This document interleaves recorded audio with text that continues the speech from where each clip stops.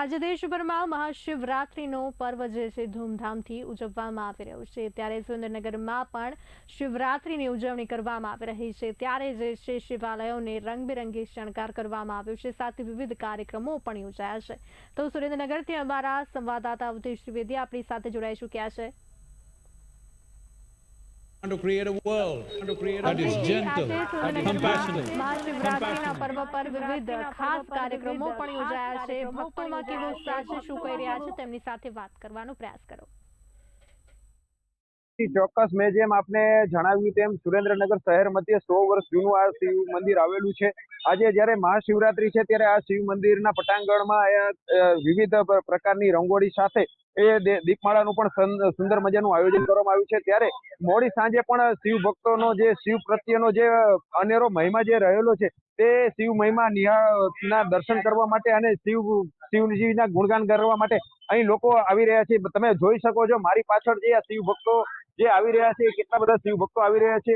આ મંદિરના અંદરના જે દ્રશ્યો હું તમને બતાવવાનો પ્રયાસ કરીશ કે મંદિરની અંદર જે અત્યારે હાલ જે દીપમાળાનું જે આયોજન થઈ રહ્યું છે, જુઓ તમે કઈ રીતનું આખું આ દીપમાળાનું આયોજન સુશોભિત કરવામાં આવી રહ્યું છે। આપ સ્ક્રીન પર સતત જોઈ રહ્યા છો કે જે આ સુરેન્દ્રનગરની અંદર જે આજે શિવરાત્રી નિમિત્તે જે વિશેષ આયોજન કરવામાં આવ્યું છે તે કેટલું સુંદર મજાનું આયોજન કરવામાં આવ્યું છે અને અનેક શિવ ભક્તો આ દર્શનનો લાભ લેવા માટે અને જે દીપમાળાનો લાભ લેવા માટે અહીં આવી રહ્યા છે। આપ જોઈ શકો છો કે સુરેન્દ્રનગર નું આ શહેર મધ્યે એક આ મંદિર આવેલું છે જે અણકટનાથ મહાદેવ મંદિરનું છે, જે અંદાજે 100 વર્ષ જૂનું આ મંદિર છે।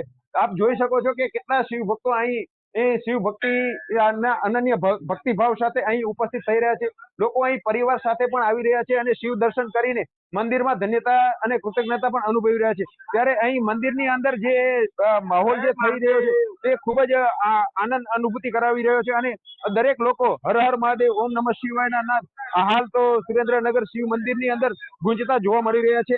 ત્યારે મારી પાછળ તમે જોઈ શકો છો કે જે આ પ્રકારનો જે માહોલ જે સુરેન્દ્રનગરની અંદર અણકટનાથ મહાદેવ મંદિરમાં જે સ્થાપિત થયો છે તે કેટલો આનંદ અને ઉત્સાહિત છે। તમે જોઈ શકો છો કે જે આ આકર્ષક પ્રકારની જે રંગોળી જે બનાવવામાં આવી છે, કેટલી સરસ મજાની રંગોળી બનાવવામાં આવી છે, એક સરસ મજાનું શિવલિંગ બનાવવામાં આવ્યું છે, સાથે સાથે એ ડમરું અને ખાસ જે શિવજીનું કહેવામાં આવે છે પ્રખ્યાત એ ડમરું પણ અહીં બનાવવામાં આવ્યું છે। ત્યારે આ રંગોળીને નિહાળવા પણ અનેક લોકો આવી રહ્યા છે અને આ રંગોળી પણ શહેરીજનોનું ધ્યાન ખેંચી રહી હોય તેવું લાગી રહ્યું છે। હાલ અહીં સુરેન્દ્રનગર મહાશિવરાત્રી નિમિત્તે જે દીપમાળાનું આયોજન કરવામાં આવ્યું છે તે વિશેષ દીપમાળાનું આયોજન પણ લોકોનું ધ્યાન આકર્ષિત કરી રહી છે।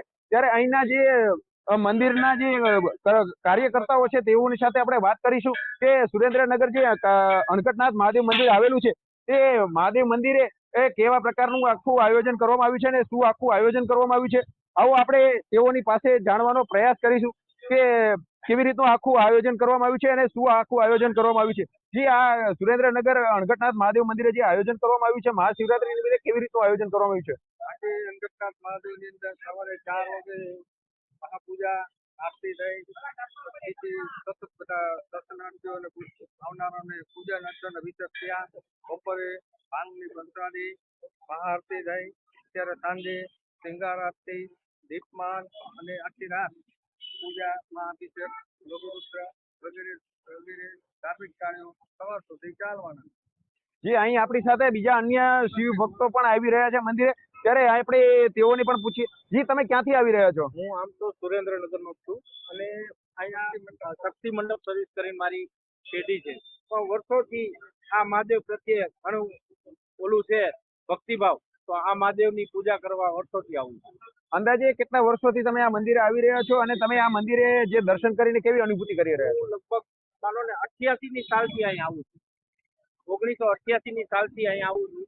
દિવાળીને બેસતા વર્ષને દિવસે આખી રાત અહીંયા આરતી ચાલુ હોય, પૂજા પાઠ ચાલુ હોય। આ આરતી આ મંદિર પ્રત્યે બહુ ભક્તિભાવ સાથે બધા જોડાયેલા છે। આજે જે મહાશિવરાત્રી નિમિત્તે જે મંદિરમાં જે આયોજન કરવામાં આવ્યું છે તે અનુભૂતિ જોઈને તમે શું અનુભવ કરી રહ્યા છો? બહુ પ્રસન્ન થવાય છે। આ મંદિરની આજે અત્યારે સુશોભન ને આજે કર્યું છે એ પ્રત્યે બહુ મનથી આમ કેટલું ઓલું થાય છે કે આપણે સોમનાથ દાદાએ હોય એવું અનુભૂતિ થાય છે।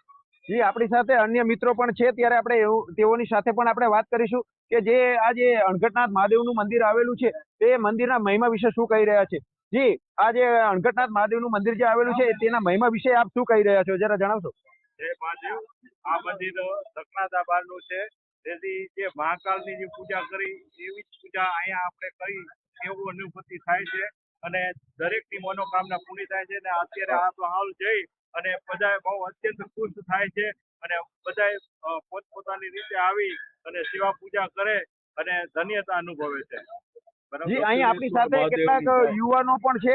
તે યુવાનોને આપણે પૂછીશું કે જે અહીં મંદિરની અંદર જે લોકો આવી રહ્યા છે, સાથે સાથે પોતાના મોબાઈલની અંદર આવા સુંદર મજાના દ્રશ્યો કેદ કરી રહ્યા છે, ત્યારે તેઓ શું અનુભૂતિ કરી રહ્યા છે? ખાસ કરીને તમે મંદિરે દર્શન કરવા આવ્યા છો તો તમે કેવી અનુભૂતિ કરી રહ્યા છો? ત્યારનો આવું છું. અત્યારે મારી 50 વર્ષની ઉંમર છે. અમે જયારે આરતી કરતા ત્યારે નગારાથી હાથથી બગાડીને આરતી કરતા હતા. અમે જયારે નાના હતા ત્યારે પ્રાથમિક સ્કૂલમાં ભણતા હતા. ત્યારે એક દાદા હતા જે અત્યારે રામચરણ ભાઈમાં છે. એમની હયાતીમાં અમે નાના હતા ત્યારે 5 વર્ષના ત્યારે આરતી કરતા હતા. અત્યારે મારા 50 વર્ષની ઉંમર થઈ છે. આશરે 45 વર્ષથી હું અહીં દર્શન કરવા આવું છું. મારી તમામ મનોકામના અહીં પૂર્ણ થાય છે. તમામને કહું છું કે અહીંયા આવી દર્શન કરો, એક વખત દર્શન કરો, તમારી તમામ મનોકામના પૂર્ણ થાય. જી, ચોક્કસ. લોકો અનેક મનોકામના સાથે શિવ મંદિરમાં દર્શન કરવા માટે આવી રહ્યા છે, ત્યારે અનેક શિવ ભક્તો સવારથી જ શિવ મંદિરોની અંદર દર્શન કરીને એ કૃતજ્ઞતા પણ અનુભવી રહ્યા છે. ત્યારે તમે મારી પાછળ જોઈ શકો છો કે જે શિવ મંદિરની જે રોશની જે અદ્ભુત શણગારવામાં આવી છે તે લોકોનું ધ્યાન આકર્ષિત કરી રહી છે અને લોકો આ શિવ મંદિરના દર્શન કરવા માટે ઉમટી રહ્યા છે. ત્યારે અહીં કેટલાક મારી સાથે અન્ય મિત્રો પણ છે, તેઓની સાથે આપણે વાત કરવાનો પ્રયાસ કરીશું કે જે ખાસ મંદિરે દર્શન કરવા માટે આવી છે તો ક્યાંથી દર્શન કરવા આવી રહ્યા છે? જી, આપ ક્યાંથી આવી રહ્યા છો? હું વૃંદાવન સોસાયટી, પ્રભાત સોસાયટી ત્યાંથી આવું છું. છેલ્લા લગભગ 30-35 વર્ષથી આવું છું. તો 1978ની સાલમાં મારે SSC બોર્ડની પરીક્ષા આપી ત્યારે મહાદેવના દર્શનની પૂજા કરી, મહાદેવનો લઘુરુદ્ર કરાવેલો અહીંયા. ત્યારે એની મનોકામનાથી મારી સંપૂર્ણ મનોકામના પૂરી થઈ હતી. એટલે આજે આ મંદિરનું જે કાર્યક્રમ યુવાન દીકરાઓએ અને એ બધાએ કર્યું સાથે મળીને આટલું ઉમંગથી કર્યું તો અમને એવી અનુભૂતિ થાય છે કે અમે સોમનાથ દાદાના દર્શન કરીએ છીએ.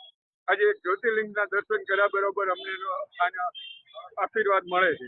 જી, જે લોકો જે પ્રખ્યાત શિવલિંગ મંદિરોની અંદર દર્શન કરવા નથી જઈ શકતા તેઓ આજે સ્વયંભૂ પોતાના શહેરની અંદર જ જે શિવ મંદિરોની અંદર દર્શન કરીને કૃતજ્ઞતા પણ અનુભવી રહ્યા છે. ત્યારે અહીં જે શિવ મંદિરોમાં અનેક પ્રકારના આ પ્રકારના જે આયોજનો કરવામાં આવી રહ્યા છે.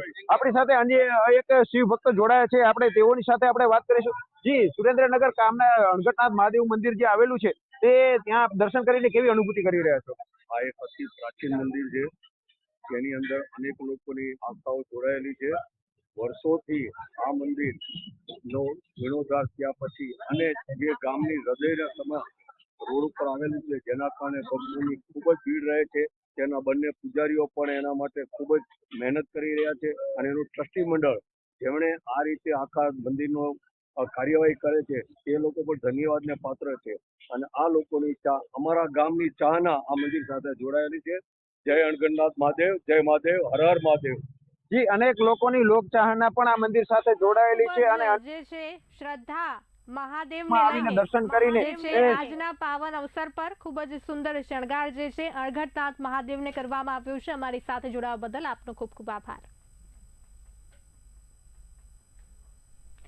તો આજે સુરેન્દ્રનગર શહેર જે છે શિવ ભક્તો જે છે બમ બમ બોલેના નાદ સાથે ગુંજી ઉઠ્યા છે. તેમાં પણ અણઘટનાથ મહાદેવ મંદિર જે છે ભક્તોનો અવિરત પ્રવાહ અહીંયા જોવા મળી રહ્યું છે.